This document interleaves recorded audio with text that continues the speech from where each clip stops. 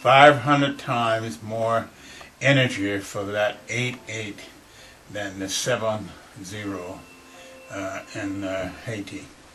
I understand the only saving grace was that it wasn't a heavily populated area. Yeah, that's true.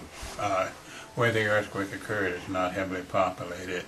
And then it was right near the coast. And of course, if you followed it all up and down that coast where all of those summer homes and those people that are living right on the Pacific, everything was wrecked from the tsunami.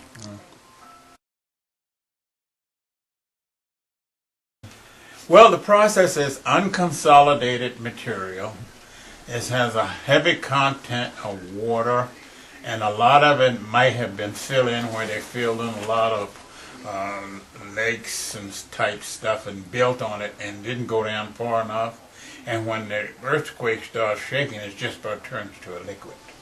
And then everything gives away. That's why the building kind of went in one piece rather than collapsing. It just went over.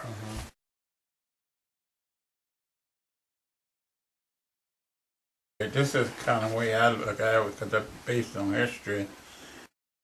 And you look, you can't see a trend that this type thing happens. So I'm reluctant to say that it's a triggering effect.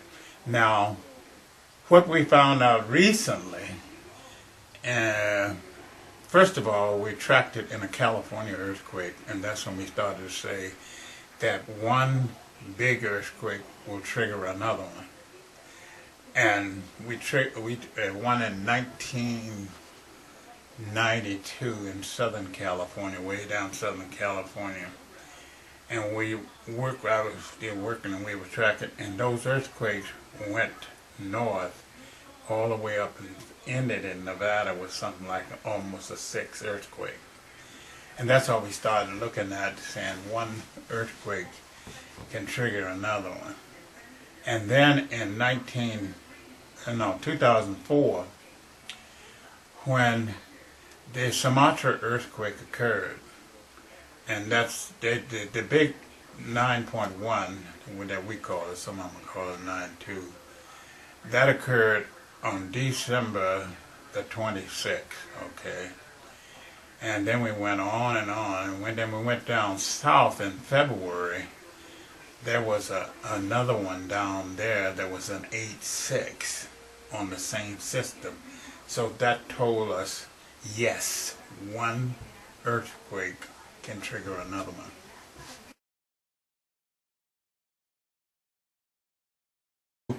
Well, I will have to believe it, because we have the science today to measure it.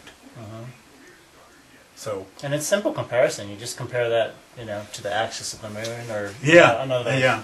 Right. But I didn't hear that until yesterday, and I was shocked. Yeah. But also in that earthquake in Sumatra, the wobble of the earth, that affected that too. It was a very little bit, but they measured it. They measured it in Beltsville, Maryland, at the what that group did. Anyway, they measured it, and but this one, what they said about what this did, that's a lot. Yeah. And I can't explain it. I believe it in a way, but I can't explain why. And I wonder if does anyone know why, exactly why. Probably. Heard anybody say anything about, in your career, about earthquake lights? No. No, that went away. When we had the earthquake in Kobe, there were many, many people, and I don't know whether you heard of this scientist.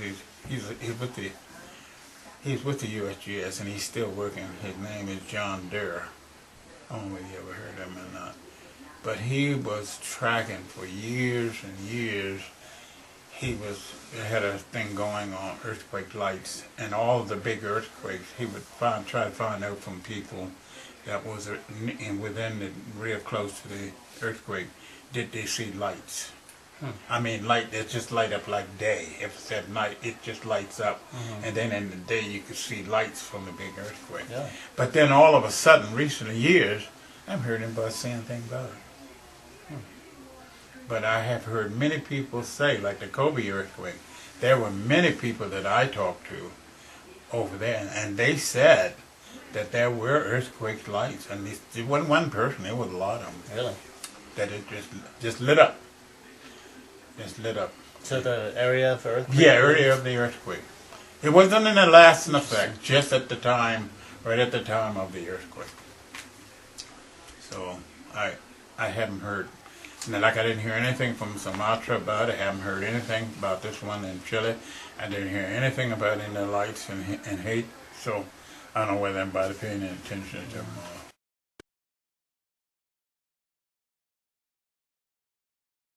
Well, look at New Madrid system.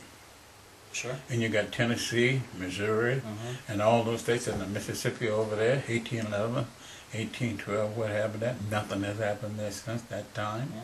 The fault is active because we're recording small earthquakes there all the time. Yeah.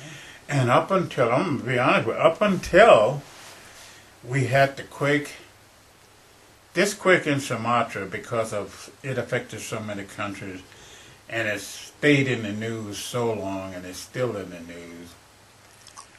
The people over in the Memphis, Tennessee area and all up and down in that area started to take the codes that had been established for that area to be able to withstand at least a magnitude 8 earthquake that could occur because we had it before.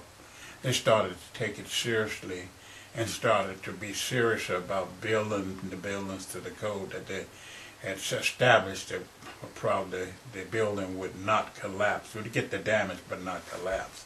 And they started taking that very seriously over there.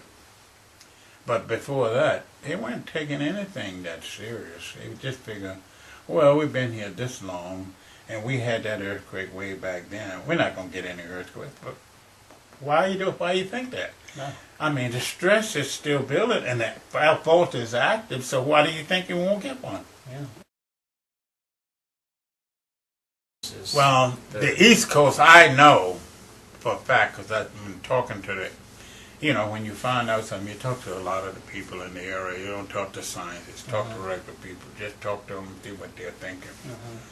And when I was over there, we had our Eastern Section meeting over in Tennessee. It was in Memphis, maybe about 5 or 6 years ago. And I got a chance to talk to a lot of the people in the area. And the people in the area, they weren't worried at all.